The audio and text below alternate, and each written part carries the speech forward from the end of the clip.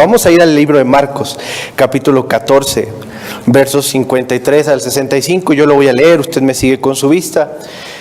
Y durante estas semanas hemos estado teniendo en la iglesia las series de Semana Santa y repasando algunos de los pasajes de la última semana de Jesús. Es inevitable detenerse en algunos pasajes donde Dios nos habla, y este es uno de los pasajes que en estas últimas semanas ha hablado a mi vida y ha puesto en jaque muchas de las cosas que creo, que pienso, y quiero compartirlo el día de hoy con ustedes.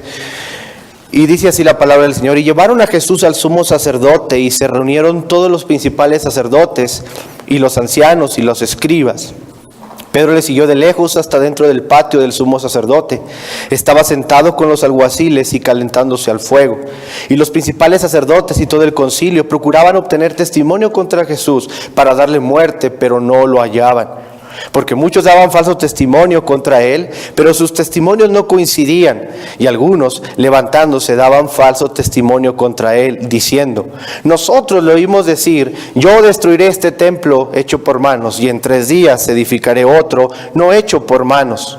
Y ni siquiera en esto coincidían el testimonio de ellos. Entonces el sumo sacerdote, levantándose, se puso en medio y preguntó a Jesús diciendo: ¿no respondes nada? ¿Qué testifican estos contra ti? Mas él callaba y nada respondía. Le volvió a preguntar el sumo sacerdote diciendo: ¿eres tú el Cristo, el Hijo del Bendito? Jesús dijo: yo soy. Y veréis al Hijo del Hombre sentado a la diestra del poder y viniendo con las nubes del cielo. Entonces el sumo sacerdote, rasgando sus ropas, dijo: ¿qué necesidad tenemos de más testigos? ¿Habéis oído la blasfemia? ¿Qué os parece? Y todos le condenaron diciendo que era reo de muerte. Y comenzaron algunos a escupirle, a cubrirle el rostro y a darle de puñetazos y a decirle: profetiza. Y los alguaciles le recibieron a bofetadas. Oremos.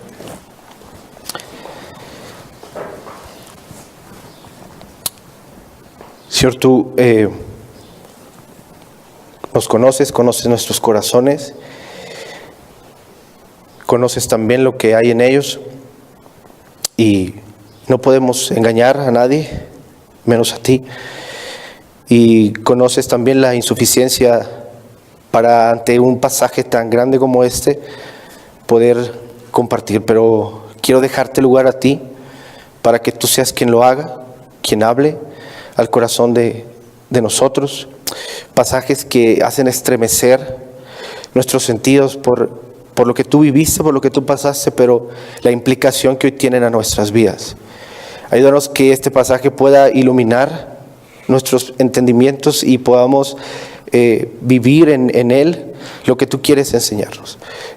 Te ruego para que tú uses mi boca, mi voz para hablar, que me calles cuando debas hacerlo y me hagas hablar con fuerza cuando decidas hacerlo. Que seas tú el que hable en este momento, que yo solo sea un instrumento en tus manos, y que la gloria y la honra de todo este momento, de todo este día, de todo lo que hagamos, sea sola y únicamente tuya.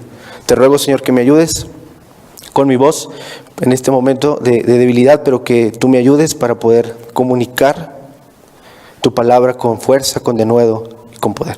Señor, sé con nosotros. Tú eres hoy nuestro invitado de honor y queremos a ti honrarte. En el nombre de Jesús. Amén. Jesús, antes de subir a la cruz, sufrió 6 juicios, 6 audiencias en 2 juicios.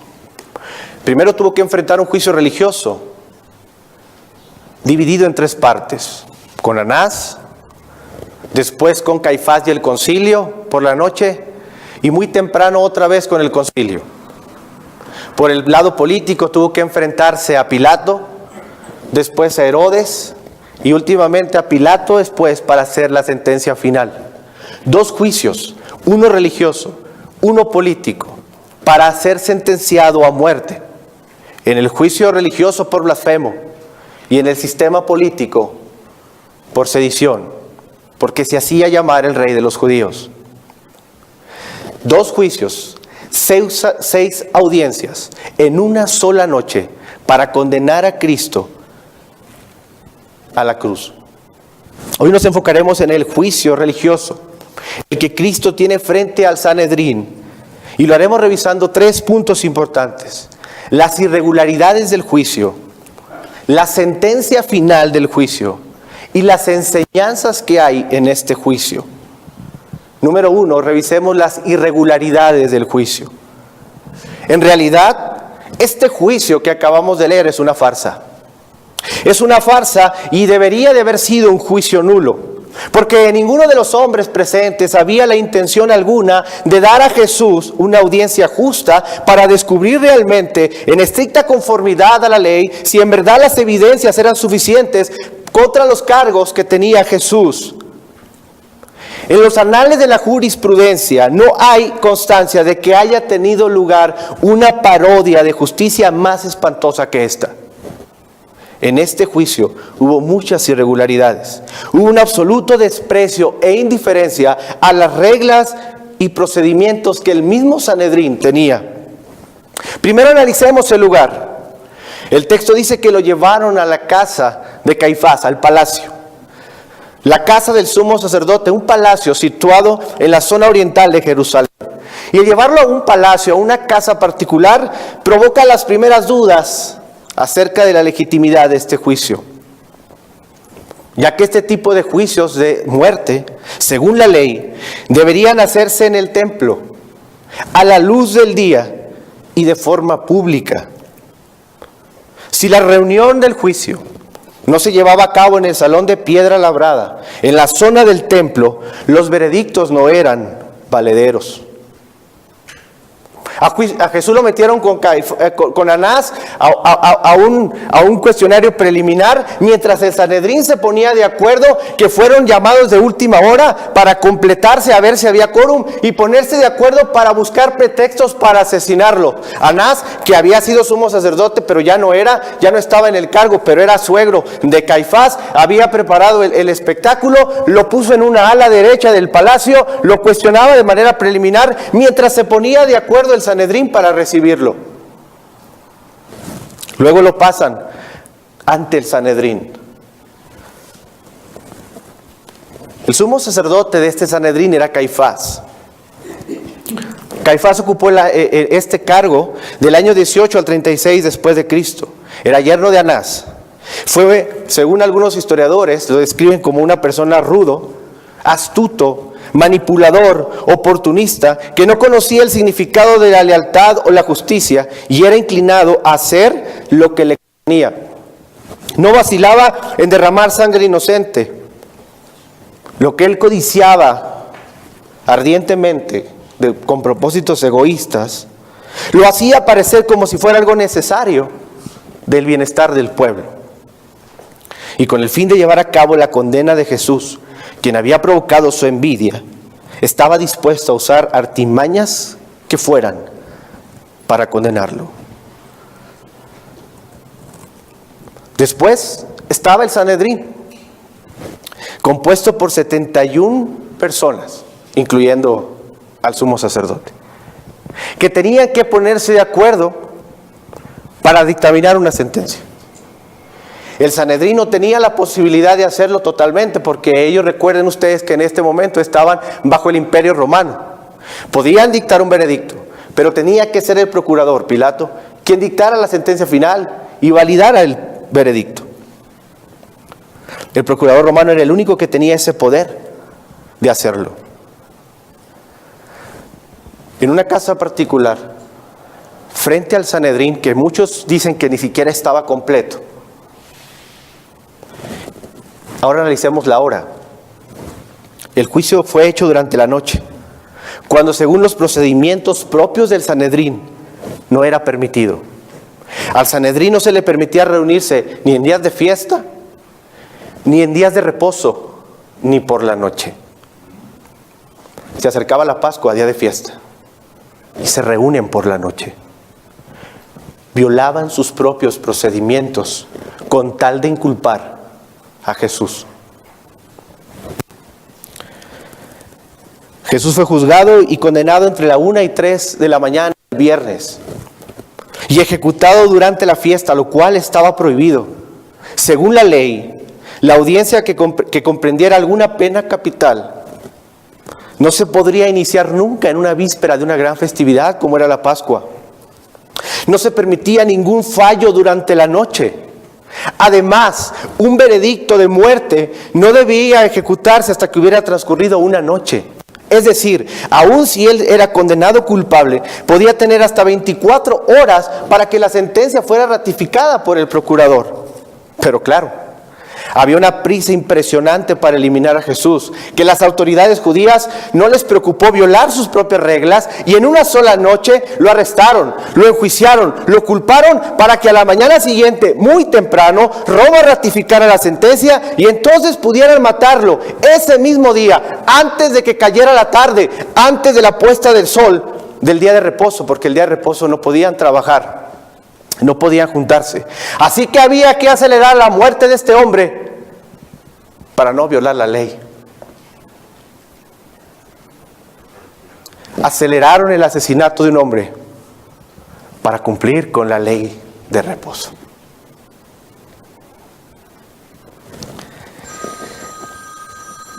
La simulación del juicio se convirtió eso en una simulación, en una parodia impresionante de falsos testigos. Dice que querían darle juicio una apariencia de legalidad, así que trajeron, ¿de dónde? No sabemos, algunos testigos. La ley de Moisés decía que para que hubiera una acusación debía de haber por lo menos 2 testigos que coincidieran. Dice la Biblia que los testimonios de estos hombres, no concordaban. Nosotros lo hemos visto decir que iba a destruir el templo y que en 3 días lo iba a reconstruir una vez. Nosotros escuchamos que él dijo que iba a destruir el templo y que lo iba a construir en 2.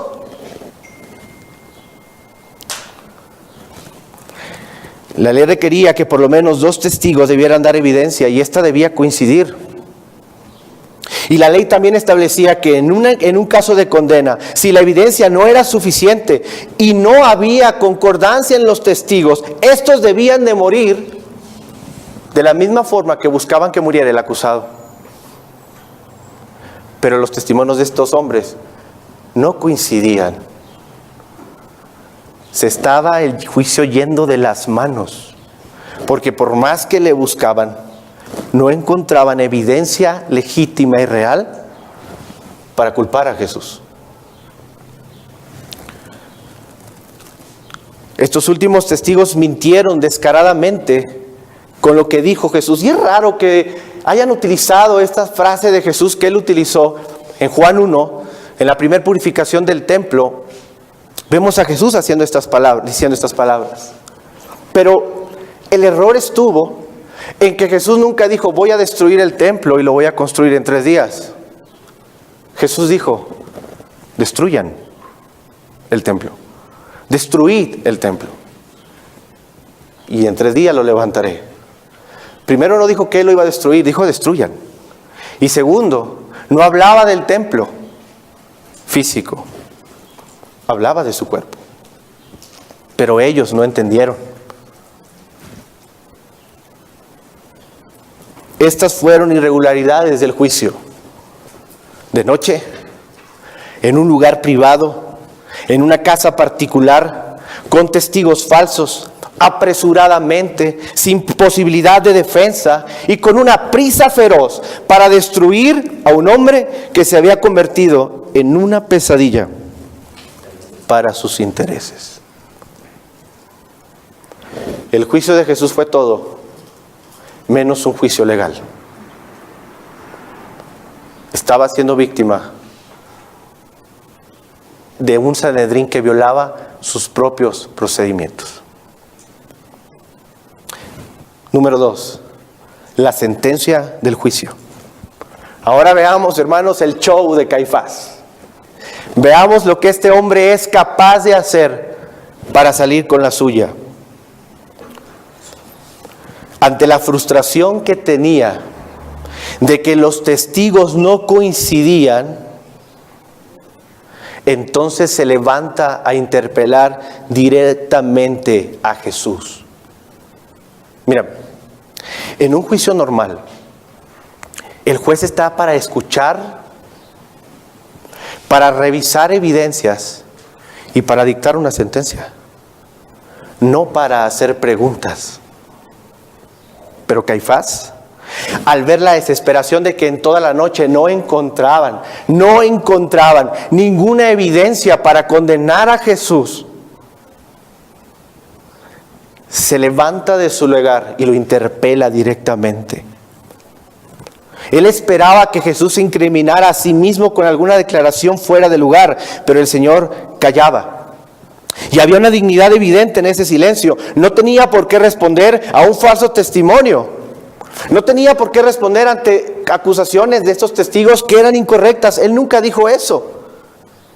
Y podía haber demostrado una interpretación errónea y distorsionada de estos testigos, pero él sabía bien que el propósito de aquel juicio no era reivindicar la verdad, sino más bien hacer que el error triunfara, porque él debía morir.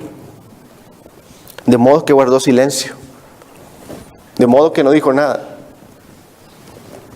Y esto irritó a Caifás. Aquel dignatario se había propuesto ir más allá de simplemente presidir la reunión.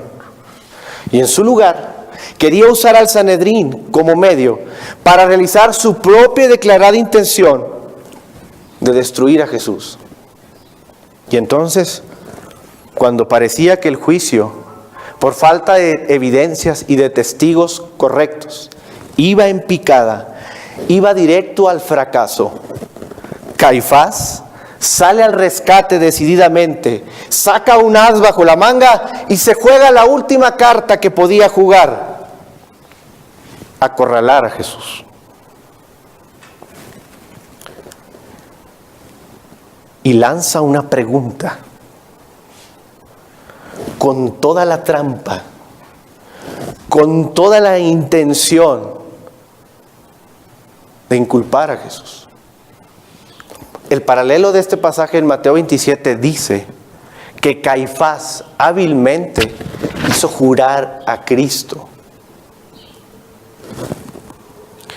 Y le dijo: por el Dios viviente.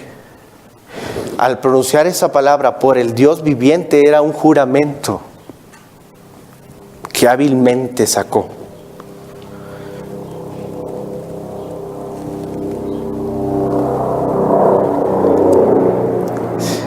Y le dijo: en verdad, por el bendito, ¿eres tú el Cristo, el Hijo del bendito? Y en la pregunta hay una reverencia que no sé si es hipócrita o real, pero Caifás no menciona el nombre de Dios porque ustedes saben que ellos no lo mencionaban. Y dice: ¿eres tú el Hijo del bendito?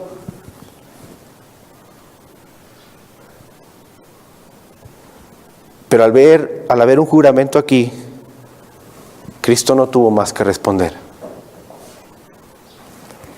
Demandaba una respuesta directa a la pregunta: ¿pretendes tú ser realmente el Mesías esperado? Y ante ese juramento que Caifás maléficamente le hizo hacer a Jesús, Jesús no tuvo otra opción más que responder. Y Jesús respondió y le dijo: yo soy. Esa expresión, yo soy, era la palabra necesaria, era la frase que habían estado buscando para hacerlo culpable. Con esa palabra, Cristo se había hecho culpable. Yo soy.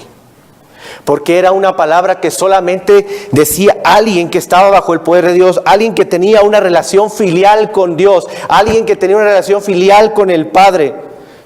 Jesús estaba diciendo: yo soy. Estaba diciendo cosas que solo el Mesías, que solo el Hijo de Dios podía hacer y decir: yo soy. Con esa respuesta era suficiente para ser condenado. Pero las palabras de Jesús no terminan ahí. Después de decir el yo soy, se adelanta hacia el futuro.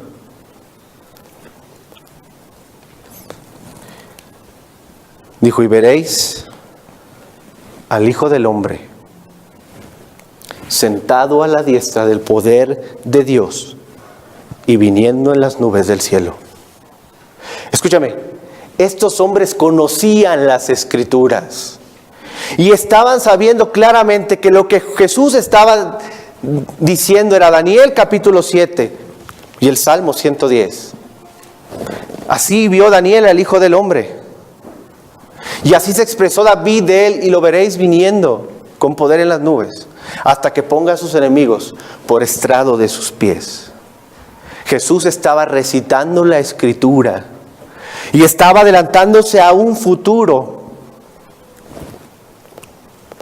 hacia la historia, y señala su regreso también de las nubes. ¿Sabes qué realmente le estaba diciendo Jesús? ¿Quieres saber lo que le estaba diciendo en verdad? Escúchame bien, Caifás. Porque la próxima vez que nos veamos las caras, los papeles van a estar cambiados. Porque yo voy a ser el juez y tú me vas a escuchar a mí. La próxima vez que nos veamos, estarás temblando de miedo, Caifás, porque yo voy a venir como el Hijo del Hombre del cielo y con gran poder en las nubes. ¿Y sabes qué, Caifás? Esas nubes no van a ser vapor de agua, como que quiere llover. Va a ser toda mi gloria, la Shekinah de Dios en su máximo esplendor, y te van a temblar las rodillas. Porque habrás perdido la oportunidad de creer en mí.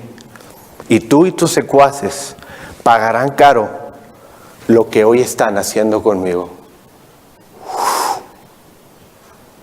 La respuesta de Jesús fue demoledora. Con el yo soy era suficiente para inculparlo.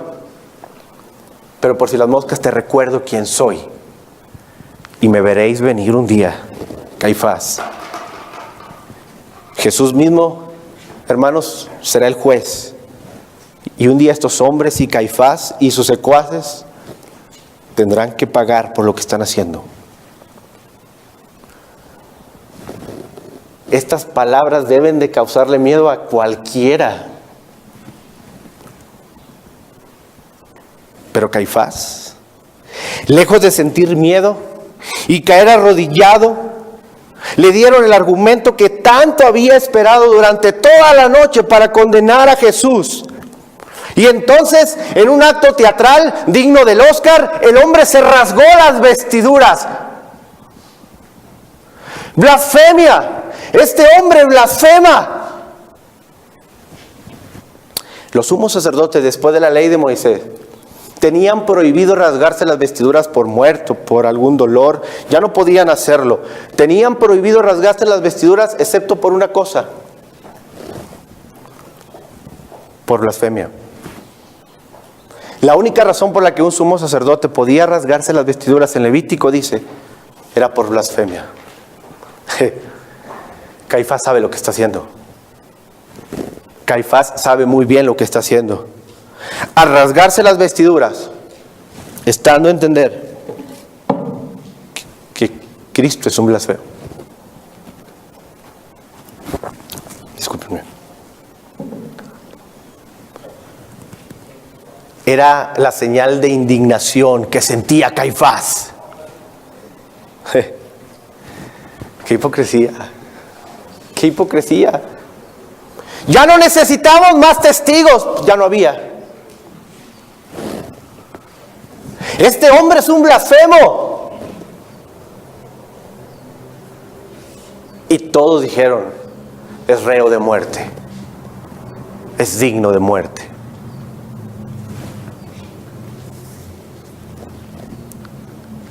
El simple hecho que Caifás se haya levantado a interpelar era obvio que los testimonios de los testigos no eran correctos. Porque entonces, ¿por qué él preguntaba?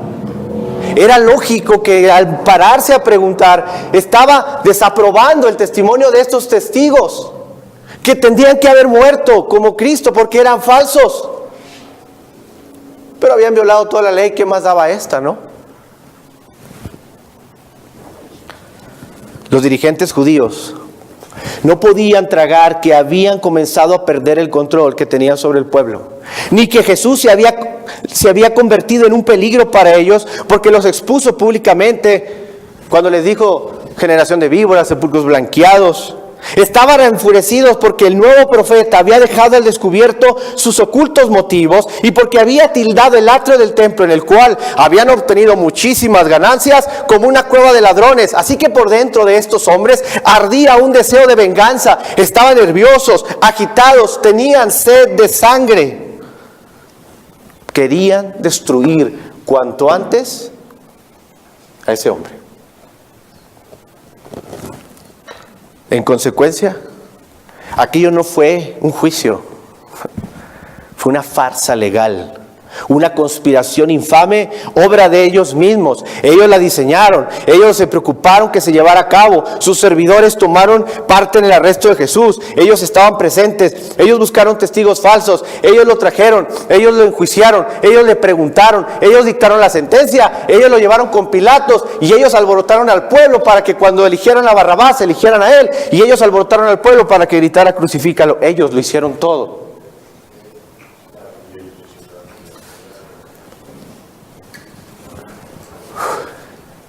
Lo más extremo es que estos hombres, los escribas, los fariseos, los religiosos de la época, en la semana de Pascua, en los días de Pascua, ¿sabes qué deberían de estar ellos haciendo?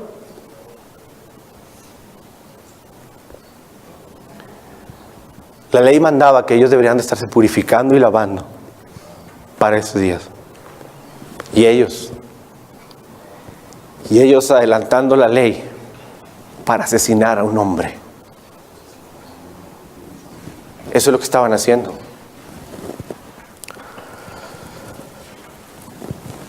Todos ellos condenaron afirmando que Jesús era digno de muerte. Las personas de los que se esperaban fueran neutrales estaban convencidas de que Jesús debía ser asesinado.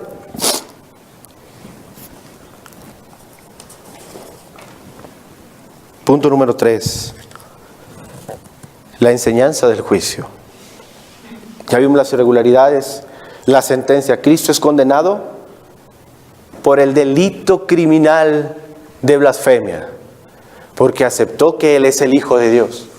Después lo van a llevar al sistema político con Pilato, y allá le van a decir: ¿y de qué acusan a este hombre? Y no podían decir que de blasfemia, porque ese era un crimen religioso. Tenían que buscar un crimen político para enjuiciarlo en el sistema político. Así que dijeron: es un alborotador, alborota al pueblo, ha hablado mal del César, dice que es el rey de los judíos. Y entonces Pilato lo acusa de sedición, porque dice que es el rey de los judíos.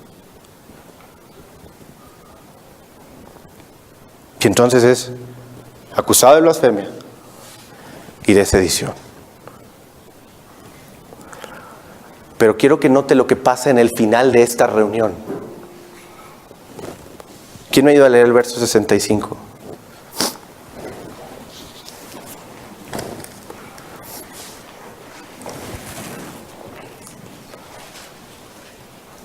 Y comenzaron algunos a escupirle, a cubrirle el rostro y a darle de puñetazos, y a decirle: profetiza. Y los alguaciles le recibieron a bofetadas. Comenzaron algunos. ¿Quiénes estaban ahí? ¿Quiénes estaban ahí? Y cuando dice comenzaron algunos a golpearles, ¿quién lo golpeó? Fíjate lo que te voy a decir, escúchame. Si alguien es condenado en un juicio cualquiera, aunque sea totalmente evidenciado que es culpable, no tienen por qué golpearlo. Ni los jueces, ni los magistrados, ni los alguaciles tienen por qué golpear al condenado. Y ellos empezaron a golpear a Jesús. ¿Por qué? No estaban en condiciones de hacerlo. ¿Por qué los alguaciles lo iban a golpear? Esta escena es grotesca en extremo. Estos hombres mostraron su repudio total contra Jesús. Le vendaron los ojos, Le daban de puñetazos, desafiándolo a señalar quién era el que lo había golpeado. Después los alguaciles siguieron su ejemplo de sus superiores y lo abofetaron. Los venerables miembros del Sanedrín muestran ahora verdaderamente su carácter vengativo y cruel, sádico contra Jesús. La crueldad llegó a su punto culminante cuando los puños de aquellos malvados golpearon el rostro de su prisionero, que estaba vendado además, gritando: profetiza, profetízanos, Cristo, ¿quién fue el que te golpeó? No encuentro otro adjetivo más que saber que estos hombres actuaron de forma diabólica contra Jesús. Pero Isaías 50 predijo esto. En el capítulo 50, verso 5 de Isaías dice: Jehová el Señor me abrió el oído, sí, me sacó de la esclavitud, y no fui rebelde, ni me volví atrás.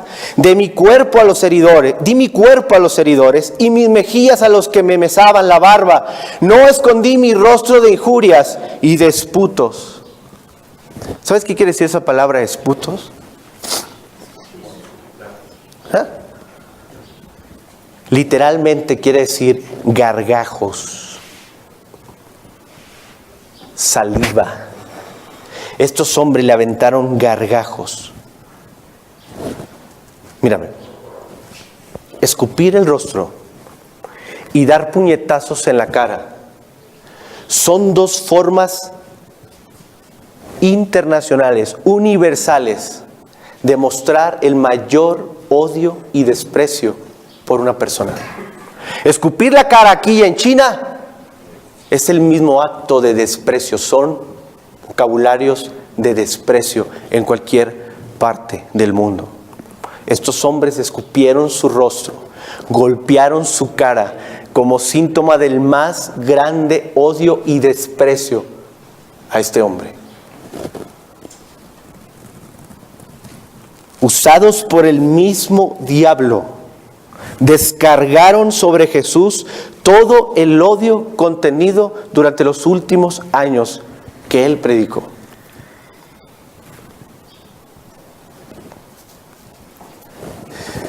Cuando estudié el pasaje, ¿por qué Marcos escribió esto?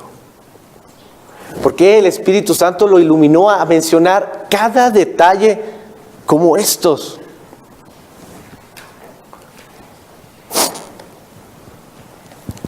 Yo creo que estos detalles nos ayudan a entender mejor la condición caída de un ser humano pecador. ¿Quieres ver una radiografía del ser humano? Mira a estos hombres del Sanedrín. Hasta antes de nuestra conversión, nosotros éramos enemigos de Dios. Dios era nuestro rival. Queríamos vivir para nuestra propia gloria, hacer nuestra propia voluntad.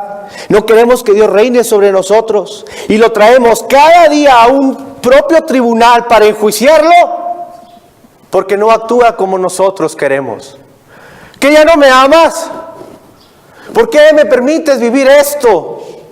Nosotros ponemos a Cristo en la silla de los acusados cuando las cosas no nos gustan, cuando no nos parecen, cuando Él no actúa conforme a yo, que soy muy inteligente y muy sabio, quiero que hagan las cosas. Y cuando no actúa de esa manera, lo traemos a un juicio injusto y nosotros actuamos como Caifás y lo interpelamos directamente porque no estamos de acuerdo como Él obra. Y queremos vivir para nuestra propia gloria y no queremos que Él reine en nuestras vidas. Qué malos son estos hombres, los del Sanedrín, ¿verdad? Qué malos son.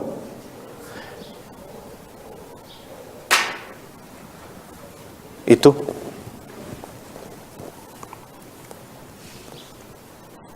Seguro, no hermano, si yo hubiera estado ahí, yo lo hubiera defendido. Yo me hubiera metido en medio y hubiera evitado esa injusticia tan grande y hubiera golpeado también a Caifás para que se le quite. Yo lo hubiera defendido. No, hermano, no te engañes. La Biblia dice que nuestro corazón es oscuro En Romanos dice que nuestra mente está depravada, que nuestro entendimiento está entenebrecido. El hombre no puede y no quiere buscar a Dios. Si yo hubiera estado ahí, yo hablo de mí, no ustedes, yo hubiera actuado igual que esos hombres, o peor. Es más, yo creo, conforme a lo que dice la Biblia, que el hombre, no hay nada bueno en él hasta antes de su conversión y que Dios, hasta que Dios actúa en él. Yo creo que yo hubiera actuado igual. Es más, creo que muchos días de mi vida yo le escupo el rostro con mis malas actitudes. Golpeo su cara haciendo cosas que sé que no debo hacer y que lo van a lastimar. Esa es la realidad. Y este juicio nos enseña dos cosas que son con las que quiero terminar. Una, que somos más pecadores de lo que nos gustaría aceptar. Que el hombre es más pecador. Y nos sorprende. ¿Será que somos tan malos? ¿Será que podemos llegar a ese nivel? Sí. La Biblia dice que sí. Y hay evidencias de que eso es así. Hasta que Dios obra en nuestras vidas y nos transforma. Lo primero que quiero que aprendas de este juicio es que los hombres somos más pecadores de lo que nos gustaría aceptar. Y número dos, que aún en eso somos más amados de lo que podemos llegar a imaginar. ¿Sabes por qué hay gracia en este pasaje? Pero ¿qué hay de gracia en este pasaje, hermano? ¿Qué hay de gracia en medio de estos hombres malvados y de un juicio que es injusto y de un Cristo que está padeciendo estas irregularidades? ¿Qué hay de gracia ahí? ¿Sabes cuál es la gracia de ese pasaje? Que el que debería de estar ahí, recibiendo los escupitajos y los golpes, eras tú, era yo. Pero Cristo tomó nuestro lugar para salvarnos. La gracia de este pasaje es que Cristo, siendo inocente, tuvo que ser condenado en el tribunal de los hombres para que nosotros, siendo culpables, seamos absueltos en el tribunal de Dios.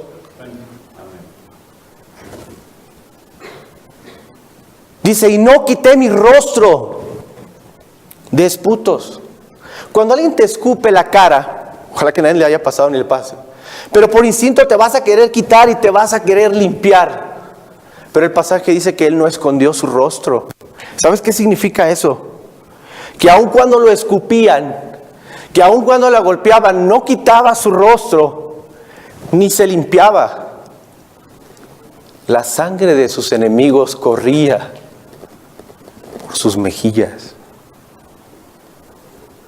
Y no quitó su rostro. El mayor de los sufrimientos lo estaba viviendo por ti y por mí.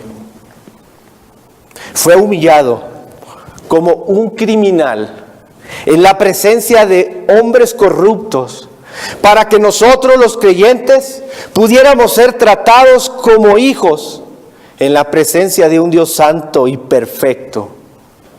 Éramos tú y yo los que debíamos ser escupidos, avergonzados, pero Él decidió por amor hacerlo por nosotros. Ahí hay gracia para ti y para mí, que siendo tan pecadores, más de lo que nos gustaría aceptar, fuimos amados por Cristo de una manera que no logramos ni siquiera imaginar. Termino con esto. ¿Quieres, Caifás, una prueba de que soy el Hijo de Dios? ¿Quieren ustedes, hermanos, amigos, invitados que hoy nos acompañan, una prueba de que soy el Hijo de Dios? destruyan este templo y en 3 días lo levantaré. Días después de esto, Jesús dejaría una tumba vacía detrás. Vencería a la muerte. No para construir un templo de piedra, sino uno no hecho de manos. Para que tú y yo podamos accesar libremente a su presencia de un velo que se rasgó. Para que una presencia tan fuerte como antes te podía destruir por tu pecado, ahora gracias a Cristo, esa presencia no te destruye si has creído. Habita en tu corazón.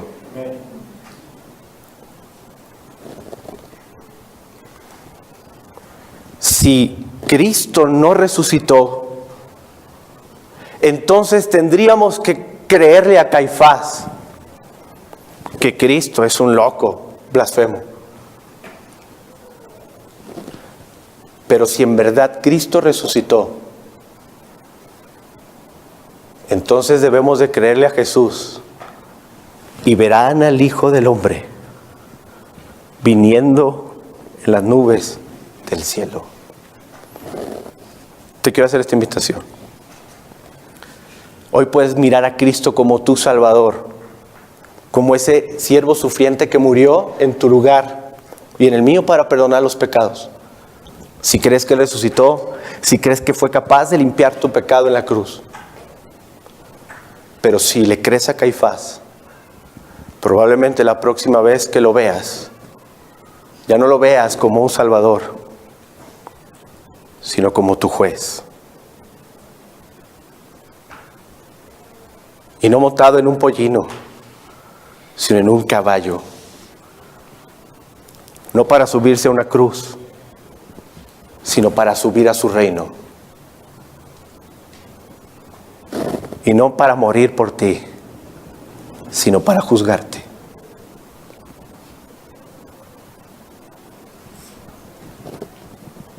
¿A quién le vas a creer? ¿A Caifás? ¿O a Jesús?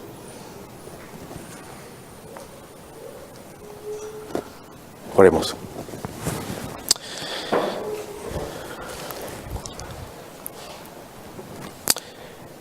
Señor, ante pasajes como estos no sé qué más explicar, no sé decirlo más claro. Y te pido perdón por eso. Pero ante la crueldad de estos hombres, no tengo posición de juzgarlos, porque soy igual de pecador que ellos. Porque aunque me da coraje su hipocresía y su crueldad, por la forma en la que trataron a Cristo, solo puedo mirar mi corazón y saber que soy igual o peor que ellos. Y que cada día desprecio a Jesús de una manera impresionante, lo humillo, lo desobedezco de una forma radical que no me permite, en lo más mínimo, juzgar a estos hombres. Y menos cuando entiendo que aún con nuestro pecado, que aún siendo pecadores, tú moriste por nosotros. Y que por amor decidiste ocupar nuestro lugar, viviendo la vida que nosotros debíamos vivir y muriendo la muerte que nosotros debíamos morir. Gracias porque en medio de un pasaje muy extenuante, hay evidencias de tu gracia, tomando nuestro lugar, siendo humillado para que nosotros seamos exaltados, siendo despreciado para que nosotros seamos aprobados por el Padre, siendo maldición para que nosotros seamos bendición, siendo condenado para que nosotros seamos absueltos un día. Porque tu muerte es nuestra vida y tu resurrección nuestra esperanza. Ayúdanos a verte hoy como nuestro Salvador antes que tengamos que verte como nuestro juez. Ayúdanos, Señor, ten misericordia de nosotros y de esta ciudad, que podamos mirarte como lo que eres, nuestro Salvador,